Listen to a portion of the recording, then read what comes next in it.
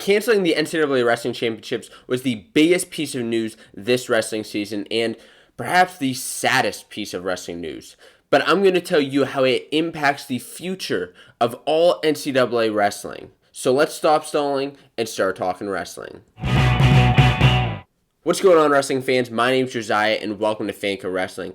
On this channel, we talk all about wrestling news, tips, and lifestyle, and that does not stop just because the NCAA Wrestling Championships are canceled. I'm going to tell you 4 major effects that are happening now because the NCAA Wrestling Championships are canceled. Now, I want to invite you to subscribe to this channel if you are a wrestling fan and enjoy wrestling content. So, there are so many things that affect the future of wrestling because of this cancellation. And one of the first things, one of the first biggest things is that wrestlers may or may not be granted an extra year of eligibility. And this is something that is not confirmed yet, whether wrestlers will get a year back, who will get a year back. I mean, there's so many unanswered questions here as of this point in time. So, if wrestlers get a year back, first of all, who would get the year back? Is it just the qualifiers for the NCAA Wrestling Championships? Is it just those qualifiers?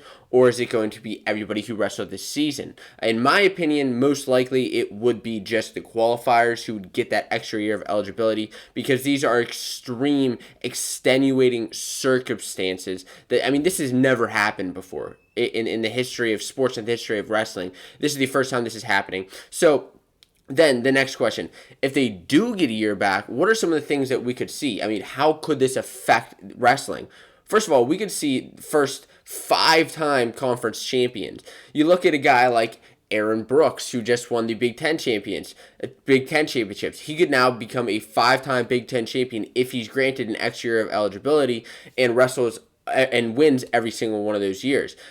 You look at also a guy like Vincenzo Joseph, who could then win his first Big Ten title, which he's never won before. Of course, this year losing to Alex Marinelli in the finals. We could see him win his first Big Ten championship if he's granted an extra year. This could also affect the team race massively. You look at a school, I already mentioned Penn State a couple times, but could Anthony Cassar come back? He's already said that he's not coming back, but could Kale then convince him to come back, since he still does technically have 1 year of eligibility left? Then the other thing is, some wrestlers may never qualify again or may never become All-Americans. So, listen, this was a big year because it was an Olympic redshirt year. And so you had a lot of wrestlers who may have never qualified in the past with tough guys in brackets. But with guys like Yanni out this year and Dayton Fix out this year, well, then you were able to have a couple other guys squeak in to the NCAA Wrestling Championships and sneak into nationals. And that's something that these wrestlers may never get an opportunity for again because of that. And then, if they don't get a year back, if these wrestlers don't get a year back, will Spencer Lee then, if he wins another title, will he just be a 3-timer? He may be the best 3-timer of all time if that, plays out the way that a lot of people expect. He may be the greatest 3-timer of all time. But, we'd like to see him win that be a 4-timer and win that 4th championship. The other thing is, we'll never see some of the greatest matches that we were expecting to see at Nationals. Talking about Vincenzo Joseph versus Alex Marinelli, Mark Hall versus Michael Kemmer, Nick Lee versus Luke Pletcher. Some of these matches may never happen now because of the coronavirus and trying to prevent that. Now, the next question, the next thing that affects the future of NCAA wrestling is, we may not see some seniors return. Just because wrestlers are granted that extra year of eligibility doesn't mean they're all going to return. First of all, you look at some guys have jobs lined up already. These wrestlers have plans for the future. Wrestling, of course, is the biggest part of their life now with, being in school, being in college, but a lot of them had plans to graduate after this season, after this semester. They have jobs lined up, some of them, plans to do things in their future. And now, granted that extra year of eligibility, some of them you may see return if they are granted that year, but some of them you may not see return.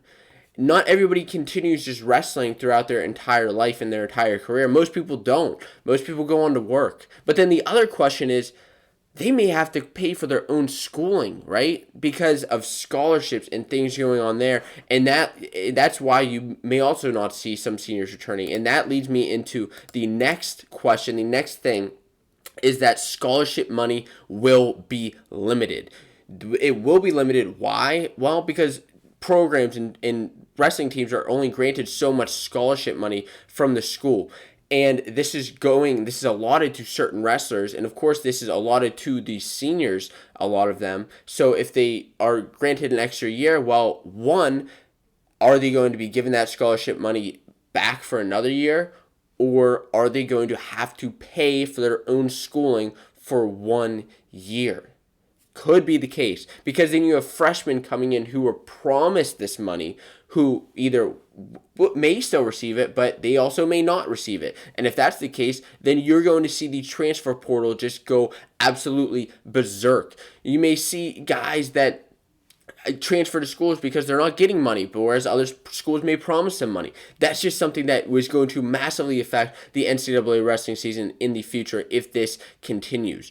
Now, the last question that I have that may affect the NCAA wrestling season is the site. The site, will we see a return to Minneapolis? Could we see a return to Minnesota? And return more like for the first time wrestling there, in US Bank Stadium, in the Vikings Stadium, because this was obviously the site for the 2020 NCAA Wrestling Championships, but because we did not get them this year, because they're not going to be there, what's going to happen? As of right now, the future sites that are planned out are for St. Louis next year, and then Detroit, Michigan in 2022. There's nothing else confirmed after that, but you can bet your bottom dollar that Minneapolis is going to want to have their NCAA Wrestling Championships there again. Now, the other question, we could see it there in 2023, but then there were guys who were excited to wrestle in a football field for the first time, and now they're never going to get that chance, which is very unfortunate, unless,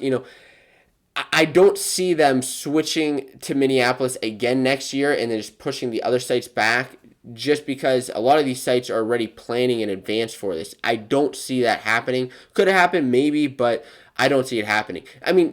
The thing too, though, is Minneapolis, the whole city is losing out on so much money. You talk, not only about ticket sales and merchandise and things in the arena, but then you talk about local businesses, the bars, the restaurants, who were going to have this massive influx of fans, wrestling fans, who maybe some of them weren't even going into the football field to watch wrestling. Maybe they were just going to the restaurants to watch the matches. And now these businesses lose out on all of that money, and maybe it's too big of a loss where they won't go back there. But these are just some of the things that I believe will massively affect the NCAA wrestling from here until the next couple of years at least, because of this massive coronavirus outbreak. What do you think? Please let me know in the comments below.